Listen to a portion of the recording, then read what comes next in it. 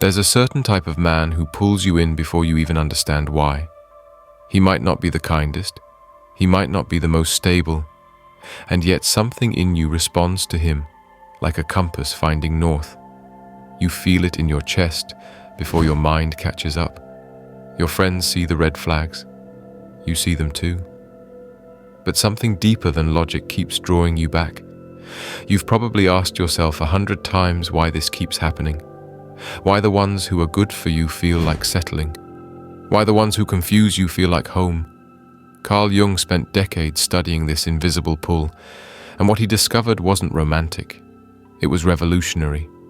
The man who draws you in isn't random. He's a mirror, reflecting parts of yourself you've never consciously met. And until you understand what you're actually seeing when you look at him, you'll keep choosing the same patterns, wondering why love feels like a riddle you can never solve. If you've ever asked yourself, why am I attracted to him and not to the one who treats me better? This is your answer. If you've ever felt pulled towards someone who confused you, hurt you, or made you question your own judgment, what you're about to hear may change everything. Because the pattern isn't about him. It never was. And once you understand what's really happening beneath the surface of attraction, you'll never experience relationships the same way again. This isn't about blame. It's not about making yourself wrong for who you've loved. It's about finally understanding the invisible forces that have been running the show all along. Jung introduced a concept that still unsettles people today. He called it the Animus, the unconscious masculine energy that lives within every woman. This isn't about gender roles or stereotypes. It's not saying women should be more masculine or that feminine qualities are incomplete. It's about psychological architecture, the blueprint of the human soul that Jung discovered through thousands of hours with patients and decades of studying dreams, myths, and symbols across every culture. Just as every man carries an inner feminine, what Jung called the anima, every woman carries an inner masculine. This animus shapes how you think, how you assert yourself, how you make decisions under pressure, and most importantly, how you experience men. Here's what makes this uncomfortable. The animus isn't always developed. For many women, this inner masculine remains unconscious, a shadowy figure operating from behind the curtain of awareness. You don't see him, but he influences everything. Every attraction, every heartbreak, every time you've wondered why you keep ending up in the same situation with a different face. When your animus is unconscious, you don't experience your own strength, logic, or assertiveness as yours. Instead, you project these qualities outward, onto men. And the men who receive your projection, they become irresistible. Not because of who they are, but because they're carrying something that belongs to you. Jung wrote that, until you make the unconscious conscious, it will direct your life and you will call it fate. And nowhere is this truer than in who you fall for. The question isn't why you're attracted to the wrong men. The question is, what part of yourself have you placed inside them? A woman I'll call Elena once described her pattern this way. I keep falling for men who seem so sure of themselves, so decisive. They walk into a room and seem to know exactly who they are, and then 6 months in, I realize they're not strong. They're just rigid, or worse, controlling. Elena wasn't attracted to confidence. She was attracted to the appearance of qualities she hadn't claimed in herself. When I asked her if she struggled with making decisions, her eyes filled with tears. I second-guess everything, she said. I'm terrified of being wrong. I've spent my whole life waiting for someone else to tell me what the right choice is. Jung would say Elena was projecting her undeveloped animus onto these men. Their certainty wasn't real to her. It was a screen where her own unrealized potential was playing. She didn't need a decisive man. She needed to develop her own decisiveness. But because she hadn't, she kept searching for it in partners. This is the projection trap. You fall in love with your own disowned qualities, dressed up in someone else's body. The quiet man who seems deep might be carrying your projected inner wisdom, while actually just being avoidant. The passionate artist who gets you might be holding your unlived creativity while actually being emotionally chaotic.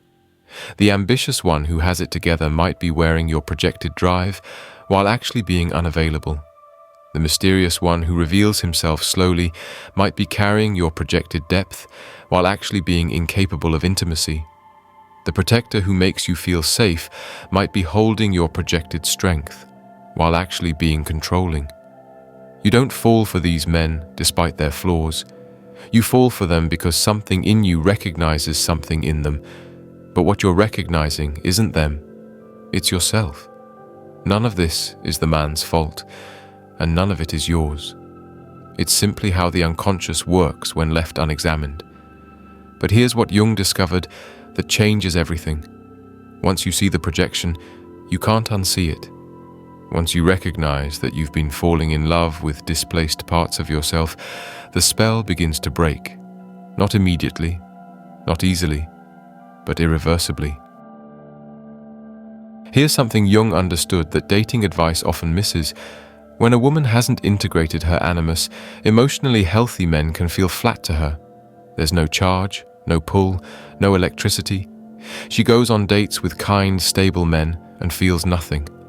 Meanwhile, one text from the unavailable one sends her heart racing. This isn't because healthy men are boring, it's because they don't trigger projection. A secure, emotionally available man doesn't need to carry your unlived qualities. He's just himself. And when you're used to feeling attraction through projection, genuine presence can feel like nothing is happening. Meanwhile, the unavailable one, the one who runs hot and cold, who withholds just enough, who never quite gives you solid ground, he creates a gap. And into that gap, your projections rush like water filling empty space. The inconsistency isn't a bug. For your unconscious, it's a feature. Every time he pulls away, you have space to fill him with your fantasies. Every time he returns, you feel the intoxicating rush of reunion with projected parts of yourself.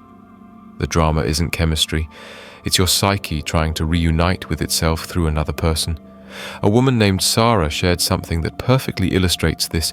She said, "I dated a man for 2 years who was genuinely kind, showed up consistently, communicated clearly, and I felt almost nothing. Then I met someone at a party who barely looked at me, seemed completely uninterested, and I couldn't stop thinking about him for weeks. I knew it made no sense. But knowing didn't stop the feeling.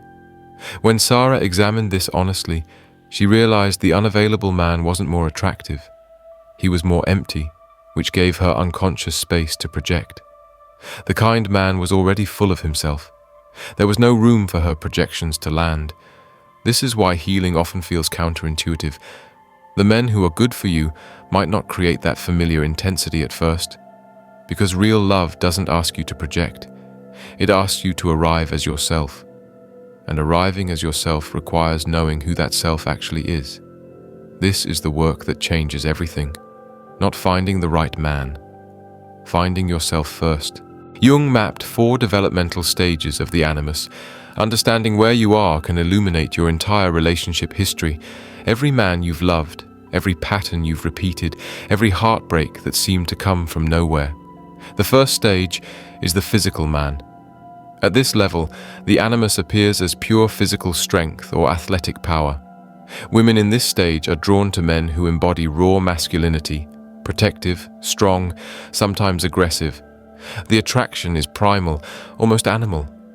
This is the animus in its most basic form. It represents power you haven't claimed, the ability to take up space, to protect yourself, to exist with physical confidence in the world. The shadow side is attraction to men who are domineering or even dangerous. Women stuck at this stage may repeatedly find themselves with controlling partners, mistaking aggression for strength, possession for protection. The second stage is the man of action. Here, the animus evolves into initiative and capability. The attraction shifts toward men who do things, entrepreneurs, adventurers, those who make things happen. Men with plans, drive, momentum. This represents your own unlived capacity to initiate, to take risks, to move through the world with agency. The shadow side is attraction to men who are reckless or who value achievement over connection. Women at this stage may find themselves with partners who are always chasing the next goal, never present, using action to avoid intimacy. The third stage is the man of words. At this stage, the animus becomes intellectual. Women here are drawn to men who articulate ideas, who teach, who name things precisely. Professors, writers, thought leaders. Men who can explain the world in ways that make everything suddenly make sense. This represents your own capacity for intellectual authority, the ability to think clearly, speak truthfully, and trust your own mind. The shadow side is attraction to men who intellectualize their emotions or who argue rather than feel. Women at this stage may find themselves with partners who always need to be right, who use words as weapons, who analyze instead of connect. The fourth stage is the spiritual guide. The most developed animus appears as wisdom itself. Here, a woman is drawn to men who embody meaning, not just knowledge, but depth. Men who seem connected to something larger than themselves. This represents your own unlived connection to meaning, purpose, and spiritual truth. The shadow side is idealization of gurus or unavailable wise men who can never be truly partnered. Women at this stage may find themselves devoted to men who maintain distance through spiritual superiority, always teaching but never meeting as equals. Most women aren't fixed at one stage. You might experience elements of all four.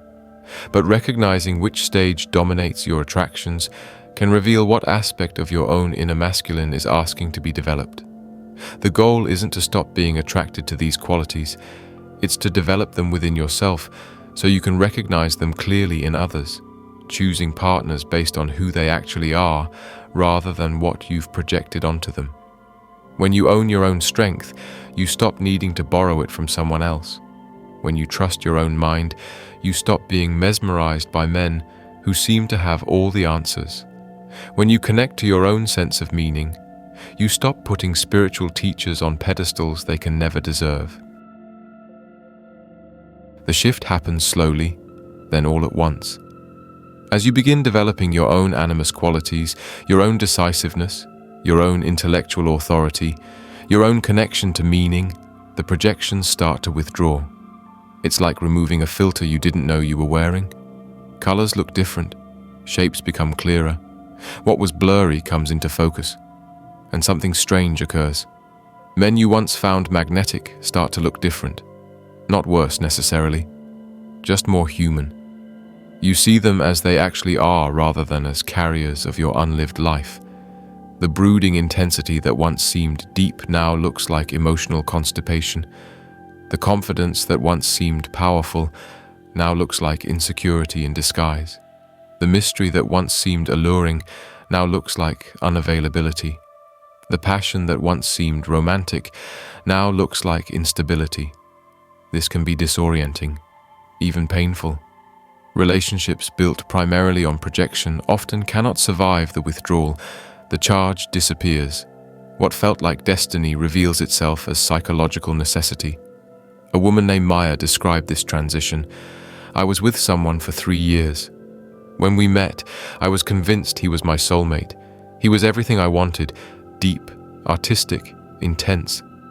Then I started doing inner work, therapy, journaling, really looking at myself. She paused, and slowly, I started seeing him differently. The depth I'd admired was actually depression he refused to address. The intensity was emotional volatility. The artistic nature was an excuse not to build anything stable. Maya didn't fall out of love. She woke up from a projection. The hardest part, she said, was realizing I'd never really seen him. I'd been in love with parts of myself I'd put inside him. When I took those parts back, there wasn't much left to love. This is the grief that comes with awakening. You mourn not just the relationship, but the illusion you were living inside. You mourn the version of him you created in your mind. You mourn the years spent loving a projection rather than a person. But on the other side of that grief is something you've never experienced: clarity. But here's what emerges on the other side: the capacity for real partnership. When you're no longer outsourcing parts of yourself to a man, you can meet him where he actually lives. You can love his genuine qualities rather than the projected ones. You can disagree without feeling like you're losing yourself. You can stay connected without merging. This is what Jung meant by relationship between two whole people rather than two halves desperately trying to complete each other. There's one more pattern Jung illuminated that deserves attention: the pull toward men who embody your shadow. Your shadow contains everything you've rejected about yourself, the qualities you were taught were unacceptable, the impulses you learned to suppress, the parts of you that had to go underground to survive your childhood, your culture, your conditioning. Sometimes, the man who pulls you in isn't carrying your positive, unlived potential. He's carrying your disowned darkness. The woman who was raised to be perfect might be drawn to chaotic, irresponsible men. The woman who suppressed her anger might find aggressive men exciting. The woman who denied her sensuality might be attracted to men who are overtly sexual in ways she'd never allow herself. The woman who was taught to be small might fall for men who take up too much space. The woman who learned that her needs don't matter might choose men who are unapologetically selfish. This isn't self-destruction, though it can look that way from outside. It's the psyche trying to become whole by any means necessary. The shadow will find expression either consciously integrated or unconsciously acted out through your choice of partners. Jung wrote that everyone carries a shadow, and the less it is embodied in the individual's conscious life, the blacker and denser it is. What he meant is this: the more you deny parts of yourself, the more powerfully they attract you when you see them in others. A woman shared that she spent years in church communities, building an identity around purity, modesty, service, and repeatedly she found herself drawn to men who were the opposite: wild, irreverent, sexually bold.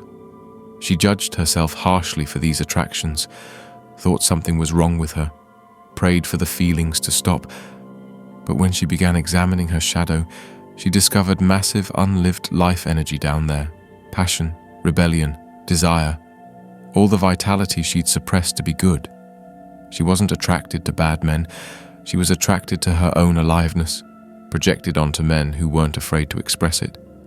The moment she understood this, everything shifted. She didn't need to keep choosing wild men. She needed to give herself permission to be wild, to be passionate, to want what she wanted without apology. When she integrated that part of herself, the compulsive attraction faded. Not because those men became less attractive, but because she no longer needed them to carry what was rightfully hers. When you recognize this pattern in yourself, something opens. You begin asking, what part of me is he reflecting? What have I made so unacceptable that I can only experience it through someone else? These questions are uncomfortable. They're also the doorway out of repetitive patterns that have haunted you for years. The shadow isn't your enemy. It's your unlived life, asking to be acknowledged. And sometimes, the men who pull you in are simply messengers, showing you the parts of yourself that are ready to come home. Jung believed that psychological maturity for a woman meant developing a conscious relationship with her animus, not rejecting masculine energy, not being dominated by it, but integrating it. This is what he called individuation, becoming whole by consciously uniting all the disparate parts of yourself. The integrated woman doesn't need a man to feel complete. She might deeply want partnership. She might love men fully and passionately, but she isn't searching for her missing pieces in them. She makes her own decisions with clarity. She speaks her truth without needing validation. She holds her own ground during conflict. She accesses creativity and logic as her own resources. She protects herself when necessary. She pursues meaning on her own terms. And from this wholeness, she's able to truly see a man, not as a projection screen, but as another complex human on his own journey. This doesn't mean relationships become easy, but they become real. The attraction is based on genuine resonance rather than unconscious need. The love is between two people rather than between a woman and her own unlived potential wearing someone else's face. Integrated women describe a very particular experience in relationship. There's less drama, yes, but there's more depth. Less intensity, but more intimacy. Less urgency, but more presence. Less of the highs and lows that once felt like love, but more of the steady warmth that actually is love. And perhaps most importantly, less fear. When you've reclaimed the projected parts of yourself, you stop fearing abandonment so acutely. Not because you've armored yourself, but because you're no longer giving pieces of yourself away. When he leaves, he takes only himself, not parts of you that you'll desperately need back. This is freedom. Not freedom from love, but freedom within love. The ability to be fully committed without being fully consumed. You can give yourself completely to someone without losing yourself. You can love deeply without disappearing. You can be vulnerable without being destroyed by rejection. This is what becomes possible when you stop projecting and start integrating. If you've recognized yourself anywhere in this, in the patterns, the projections, the invisible pull towards certain men, know that this recognition itself is the beginning of change. You can't unsee what you've seen. And in that seeing, something shifts. The spell begins to break. Not the spell of love, but the spell of unconscious repetition. The man who pulls you in has always been pointing you somewhere. Not toward him, ultimately. Toward yourself.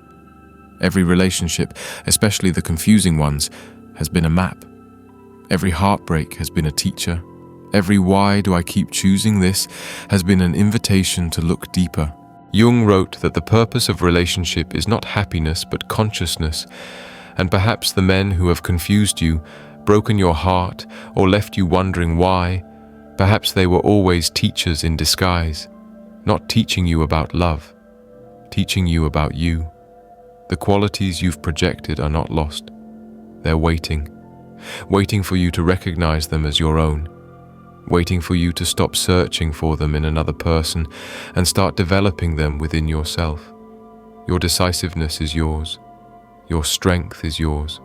Your depth is yours. Your passion is yours. Your wisdom is yours. No man gave these to you. No man can take them away. And when you finally know this, not as an idea but as lived experience, you will look at men differently. You will choose differently. You will love differently. Not because you've become cynical or guarded, but because you've become whole. And from wholeness, everything changes. The men who used to pull you in will still exist, but you'll see them differently now. You'll recognize the projection for what it is, and you'll have a choice you never had before. You can still appreciate those qualities in others, but you'll know they're not what you need. They're what you already have, waiting to be claimed. If this made something click into place, leave one word in the comments. Just the first word that comes to mind. No explanation needed, no performance. Just one word from wherever you are right now in your journey. And if you know another woman caught in patterns she doesn't understand, share this with her. Sometimes the right words arrive at exactly the right moment, not by accident, but because the unconscious knows what we need before we do. Subscribe and turn on notifications so you can continue walking with us through the hidden architecture of who you really are. Your journey isn't ending here.